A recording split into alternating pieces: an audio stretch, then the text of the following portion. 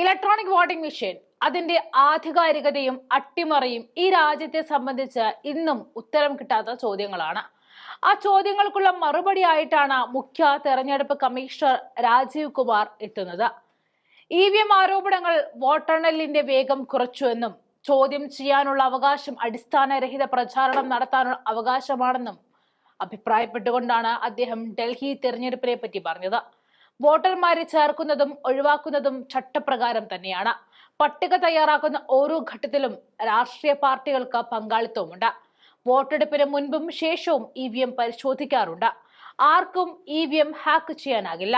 അട്ടിമറി ആരോപണങ്ങൾ അടിസ്ഥാനരഹിതമാണ്. എല്ലാ പരാതികൾക്കും ആരോപണങ്ങൾക്കും കമ്മീഷന്റെ കയ്യിൽ ഉത്തരവുമുണ്ട്. മറുപടിക്ക് അവസരം നൽകാതെ വോട്ടർ പട്ടികയിൽ നിന്നും ആരെയും ഒഴിവാക്കാറില്ല എന്നും പറഞ്ഞു. അദ്ദേഹം ഇലക്ട്രോണിക് വോട്ടിംഗ് മെഷീനെ ചുറ്റിപ്പറ്റിയുള്ള വിവരങ്ങൾ, ഈ പുറത്തു വരുന്ന വിവരങ്ങൾ വേദനിപ്പിച്ചു എന്ന് കൂടി പറയുകയായിരുന്നു. കൂടാതെ ഫെബ്രുവരി 5-നാണ് ഡൽഹി തിരഞ്ഞെടുപ്പ് നടക്കുക. വോട്ടെണ്ണൽ 8-ന് നടക്കുമെന്ന് കൂടി പറഞ്ഞുകൊണ്ട് അദ്ദേഹം തന്റെ വാക്കുകൾ അവസാനിപ്പിക്കുകയാണ്. ആ video ദൃശ്യങ്ങളിലേക്ക്. Fairness of the Indian elections are. The Indian voter is extremely aware, conscious, he understands everything. तो वही जवाब देता है. बट एनीवे, जो प्रश्न पूछे गए उनका जवाब मुझे देना चाहिए, मैं देता हूं उनका जवाब आपको. एक जवाब देने से पहले अगर ये बात मैं कहूं कि ये पूरी पिक्चर अगर किसी को दिखा दो तो सारी पार्टीज को पता है कि वो जहां उनको वो भी हर जगह में जीते हैं. हर इलेक्शन के बाद एक परिणाम से रिलेटेड, परिणाम के बेसिस पे प्रक्रिया का आकलन नहीं हो सकता. परिणाम अपना निश्चिंत है. फिर से जो पार्टी सब जानती हैं कि वो भी जीतती हैं, अगर उसको भी शायराना अंदाज में कहा जाता तो कैसे कहते, ये मैं कहने की कोशिश फिर से करता हूं. वो जानते हैं, वो जीत चुके हैं, उन्हें पता है. कर न सकें इकरार तो कोई बात नहीं, मेरी वफा का उनको एतबार तो है. शिकायत भले ही उनकी मजबूरी हो, मगर सुनना, सहना, सुलझाना हमारी आदत तो है. Friends, with this I will come to the electoral roll. अभी भी इलेक्टरल रोल के बारे में कहानी चल रही है. देखिए, आपको एक करीब 70 स्टेप्स ऐसे हैं.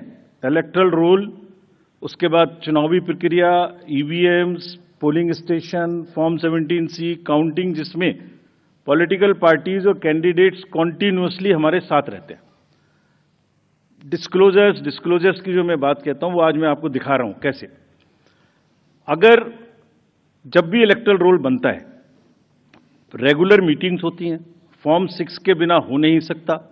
BLA हर पार्टी को अपॉइंट करने का अधिकार है. जो भी क्लेम्स एंड ऑब्जेक्शंस आते हैं वो हाथ की हाथ हर पॉलिटिकल पार्टी के साथ में शेयर किए जाते हैं. वेबसाइट पे ड्राफ्ट डाला जाता है. पोलिंग स्टेशन के रेशनलाइजेशन में कंसल्ट किया जाता है. कोई डिलीशन हो ही नहीं सकता जब तक उसके पीछे फॉर्म 7 ना हो. यहां तक कि अगर किसी की डेथ हो गई है, उसका भी डेथ सर्टिफिकेट हम अपने रिकॉर्ड में लगा के BLO के माध्यम से रखते हैं. अगर किसी का डिलीशन इसके अतिरिक्त होना है शिफ्टिंग में, उसको नोटिस देते हैं. I am coming to a little serious issues and I will take some time before I come to the Delhi specific issues. 24 में जहां मैंने इतनी सारी उपलब्धियां गिनाई, वहीं चुनाव के दौरान कुछ डाउट्स, कुछ शंकाएं, कुछ कंसर्न्स भी रेज होते रहे.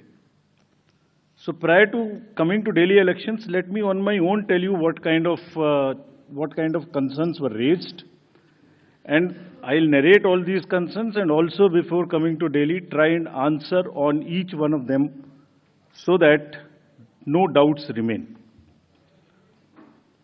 कहा गया कि इलेक्टरल रोल्स में रॉन्गफुल एडिशन या डिलीशन कर दिए गए. ये अभी रिसेंट शुरू हुआ जनरल इलेक्शन के बाद, महाराष्ट्र इलेक्शन से. अभी दिल्ली में भी चल रहा है लगातार यही बात. तो आप पूछेंगे, इससे पहले मैं खुद वो प्रश्न दे रहा हूं जो आपके मानस में हैं और सबके मानस में फैला दिए गए हैं. ऐसा भी कहा गया है कि कोई ग्रुप्स को टारगेट कर दिया जाता है, किसी के नाम काट दिए जाते हैं, किसी लोकेलिटी से नाम काट दिए जाते हैं. मैं आज सब बताऊंगा कि ऐसा हो सकता है क्या, ऐसा क्यों नहीं हो सकता. कहा कि कुछ कॉन्स्टिट्यूएंसीज में 50-50 हजार वोटर बढ़ा दिए गए, वहां पर कोई पर्टिकुलर पार्टी जीत गई, इस तरीके की चीजें कही गई। ईवीएम्स का तो एक सब जवाब देने के बाद बोला गया कि मैनिपुलेट हो सकती हैं। ये भी 2 बार हो सकता है, कभी बैटरी के नाम पर, कभी किसी नाम पर, कभी कहा गया कि ये ईवीएम इलेक्शन है, लोगों का इलेक्शन नहीं है। Voter evidence inspires confidence of the court that they are temper proof. What else can be said? EVMs are foolproof devices for counting. Allegations of tampering are baseless. We are not saying. We are speaking now because we don't speak when elections are on. And I want to clarify this so that it remains. Questions are not asked. When asked, at least you are all equipped to check them before writing. Invention is undoubtedly a great achievement and national pride. EVM with VVPAT system ensures accuracy of voting system. ECI has successfully held free and fair elections. Lowering down of the image and prestige of the constitutional body cannot be allowed.